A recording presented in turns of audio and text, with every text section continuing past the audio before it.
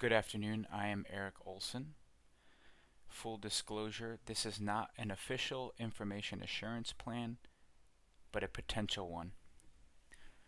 So I am Eric Olson, the city's Chief Information Security Officer. Today, I'm going to talk to you about Belton's very first complete information assurance plan. Our mission is straightforward but vitally important. Protect public services, citizen data, and community trust during a time when cyber attacks can stop emergency services or steal sensitive information in a matter of seconds. The rest of these slides are going to outline our risk environment, governance, layered protection, and measures of success. We will finish with concrete next steps for fiscal year 2026. Threat landscape and program objectives.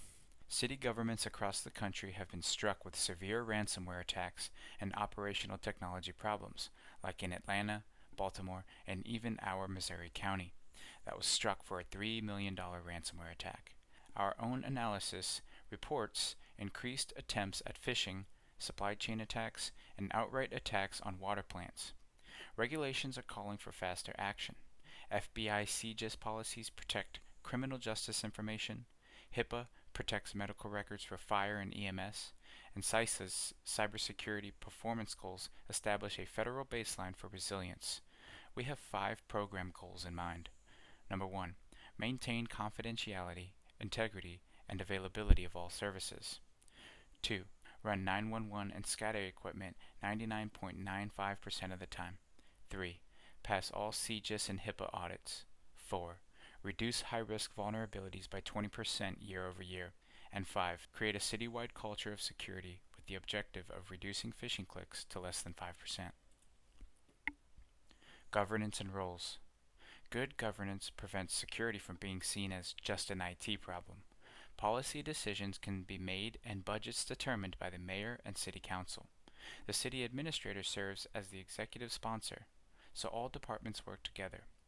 I lead the Information Assurance Steering Team as the Chief Information Security Officer, where we may meet every month to discuss risks, metrics, and projects.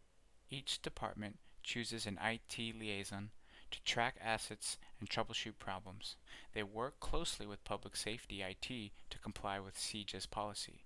Internal audit audits the controls, and emergency management incorporates cyber incidents into all hazard plans. This way of working makes it clear who's responsible and ensures that decisions take into account operational, legal, and financial consequences. Critical assets and current risk snapshot. Let's focus on what we need to protect. High-value assets include our 911 computer-aided dispatch and records management system, CAD and RMS, our water and wastewater SCADA equipment, our finance system that handles taxes and payroll, and the public citizen portals and GIS maps. In our 2025 scan, we found several critical vulnerabilities, like default credentials, and 10 high, 22 medium issues. We triaged remediations based on an impact likelihood matrix, with a high probability of reducing the likelihood of service interruption or data loss. For example, patching SMB v1 on SCADA equipment. HMI decreased the highest critical risk score by 8 points.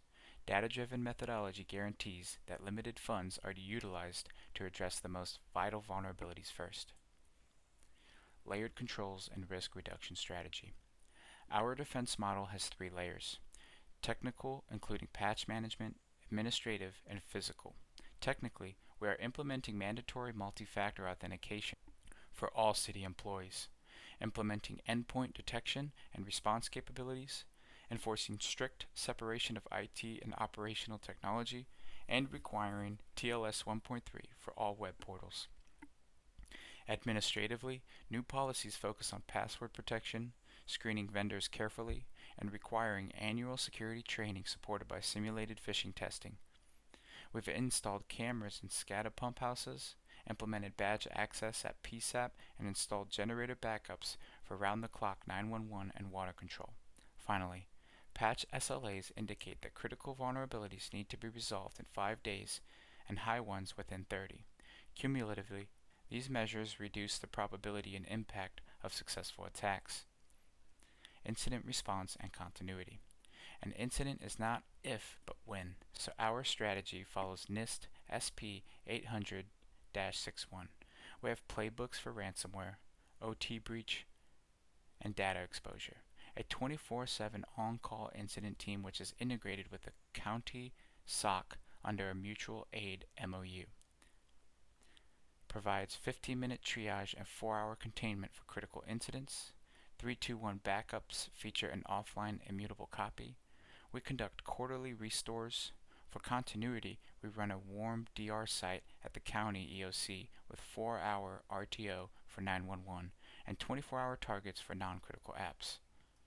Tabletop and full failover exercises confirm that our people, processes, and technology can maintain critical functions under stress.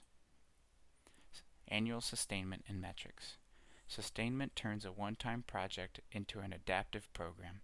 We update the risk register and KPI dashboard, patch compliance, incident, and mean time to respond, and training engagement on a quarterly basis and report it to the council. Quarter 2 brings the external penetration test and CGIS and HIPAA audits. Quarter 3 brings the ISO 27001 surveillance review and citywide phishing exercise. We aim for a 20% year-over-year reduction in high-risk vulnerabilities and a click rate of less than 5% on phishing.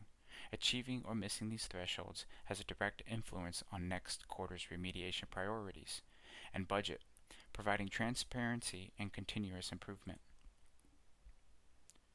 In conclusion, this program offers a strategy that prioritizes risks, adheres to standards, safeguards, essential services, secures citizen information, and complies with all regulations. The layered strategy minimizes the likelihood of a breach, and while our incident response and business continuity combined plans minimize downtime in the event of an attack. Thank you for listening.